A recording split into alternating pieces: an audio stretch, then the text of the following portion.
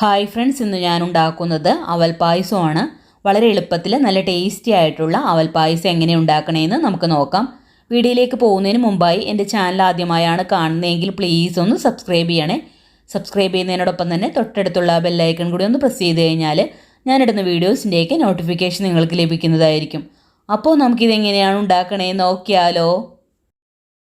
അപ്പോൾ അതിനായിട്ട് ഒരു പാൻ അടുപ്പിലേക്ക് വെച്ചിട്ട് അതിലേക്ക് 1.5 ടേബിൾ സ്പൂൺ നെയ്യ് ഒഴിച്ചു കൊടുക്കാം. നെയ്യൊന്ന് ചൂടായി വരുമ്പോഴേക്കും നമുക്കിതിലേക്ക് കുറച്ച് കാഷ്നട്ട് ചേർത്ത് കൊടുത്തിട്ട് ഒന്ന് ഫ്രൈ ചെയ്തെടുക്കണം.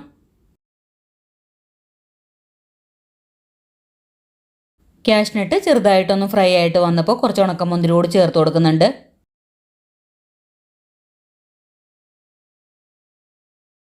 ഇപ്പോൾ കാഷ്നട്ടും മുന്തിരിയും ഫ്രൈ ആയിട്ട് വന്നിട്ടുണ്ട്. നമുക്ക് മറ്റൊരു പാത്രത്തിലേക്ക് മാറ്റാം.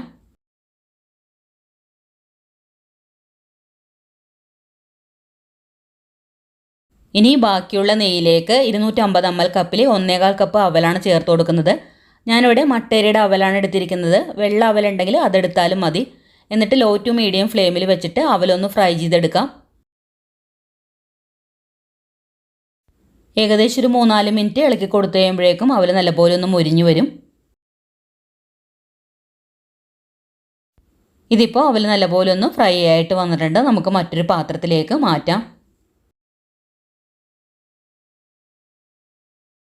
ഇനി നമുക്ക് അതേ പാനിലേക്ക് ഒരു 5 ടേബിൾ സ്പൂൺ പഞ്ചസാര ചേർത്ത് കൊടുക്കാം. ഇതുപോലെ ഒന്ന് വിതറി വേണം കേട്ടോ ചേർത്ത് കൊടുക്കാനായിട്ട്. പഞ്ചസാര ഒന്ന് ക്യാരമലൈസ് ചെയ്തെടുക്കാനാണ്.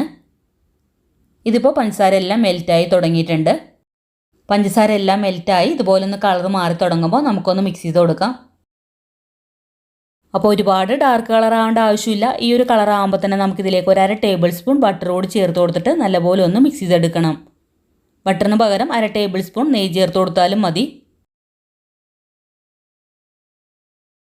ഇനി ഇതിലേക്ക് ചേർത്ത് കൊടുക്കുന്നത് 1/2 കപ്പ് കണ്ടൻസ് മിൽക്കാണ്. കണ്ടൻസ് മിൽക്ക് കൂടി ചേർത്ത് കൊടുത്തിട്ട് നല്ലപോലെ ഒന്ന് ഇളക്കി കൊടുക്കണം. കണ്ടൻസ് മിൽക്ക് ചേർത്ത് കൊടുക്കുമ്പോൾ ചെറുതായിട്ടൊന്ന് കട്ടിയായിട്ട് വരും. പക്ഷേ കുഴപ്പമില്ല, കുറച്ച് നേരം ഒന്ന് ഇളക്കി കൊടുത്തു കഴിയുമ്പോഴേക്കും ഇതുപോലെ ഒന്ന് മെൽറ്റായിട്ട് വന്നോളും. നല്ലപോലെ ഒന്ന് മെൽറ്റായിട്ട് വന്നു കഴിഞ്ഞാൽ നമുക്കിതിലേക്ക് 1 ലിറ്റർ പാൽ ഒഴിച്ചു കൊടുക്കാം. ചെറുതായിട്ടൊന്ന് ചൂടാക്കിയിട്ട് വേണം കേട്ടോ പാൽ ഒഴിച്ചു കൊടുക്കാനായിട്ട്.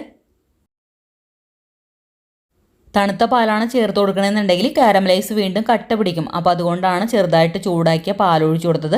ഇനി വീണ്ടും പാൽ നന്നായിട്ടൊന്ന് ചൂടായി വരുമ്പോഴേക്കും നമ്മൾ ഫ്രൈ ചെയ്ത് വെച്ച അവൽ ചേർത്ത് കൊടുക്കാം. എന്നിട്ട് കൈ എടുക്കാതെ ഇതുപോലെ ഒന്ന് ഇളക്കി കൊടുത്തുകൊണ്ടിരിക്കണം. അവൽ ചേർത്ത് കഴിഞ്ഞാൽ ഒരു 7-8 മിനിറ്റ് കഴിയുമ്പോൾ തന്നെ അവൽ നല്ലപോലെ ഒന്ന് വെന്ത് കിട്ടും. അപ്പോൾ കൈ എടുക്കാതെ ഇതുപോലെ ഒന്ന് ഇളക്കി കൊടുത്തുകൊണ്ടിരിക്കണം. ഈ സമയത്ത് മധുരം നോക്കിയിട്ട് കുറവാണെന്നുണ്ടെങ്കിൽ ആവശ്യത്തിനുള്ള പഞ്ചസാര ചേർത്ത് കൊടുക്കാം. ഞാനിവിടെ ഒരു 5 ടേബിൾ സ്പൂൺ പഞ്ചസാരയാണ് ചേർത്ത് കൊടുത്തത്.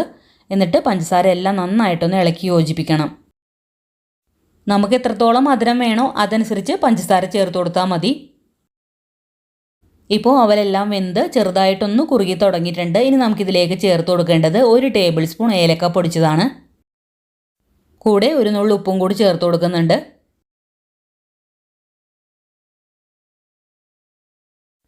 ഇപ്പോൾ പായസം നല്ലപോലെ ഒന്ന് കുറുകി തുടങ്ങിയിട്ടുണ്ട്. ഇനി നമുക്കിതിലേക്ക് നമ്മൾ നേരത്തെ ഫ്രൈ ചെയ്ത് വെച്ച കാഷ്നട്ടും മുന്തിരിയും ചേർത്ത് കൊടുക്കാം. എന്നിട്ട് നന്നായിട്ടൊന്ന് മിക്സ് ചെയ്തതിന് ശേഷം ഫ്ലെയിം ഓഫ് ചെയ്ത് കൊടുക്കാം. കുറച്ച് നേരം കഴിയുമ്പോൾ ഒന്നും കൂടി ഒന്ന് കുറുകി വന്നോളും. അപ്പോൾ ഇത്രയേ ഉള്ളൂ, അവൽ പായസം ഇവിടെ തയ്യാറായിട്ടുണ്ട്. വളരെ ടേസ്റ്റി ആയിട്ടുള്ളൊരു പായസമാണ് കേട്ടോ ഇത്. എല്ലാവരും ഒന്ന് ഉണ്ടാക്കി നോക്കണം. ഉണ്ടാക്കി നോക്കിയിട്ട് ഫീഡ്ബാക്ക് മറക്കാതെ കമൻസിൽ അറിയിക്കണം. അതുപോലെ വീഡിയോ ഇഷ്ടമായിട്ടുണ്ടെങ്കിൽ ലൈക്ക് ചെയ്യാനും ഫ്രണ്ട്സിനും ഫാമിലിക്കൊക്കെ ഒന്ന് ഷെയർ ചെയ്ത് കൊടുക്കാനും ഇതുവരെ സബ്സ്ക്രൈബ് ചെയ്യാത്തവരുണ്ടെങ്കിൽ ഒന്ന് സബ്സ്ക്രൈബ് ചെയ്യാനും മറക്കരുതേ.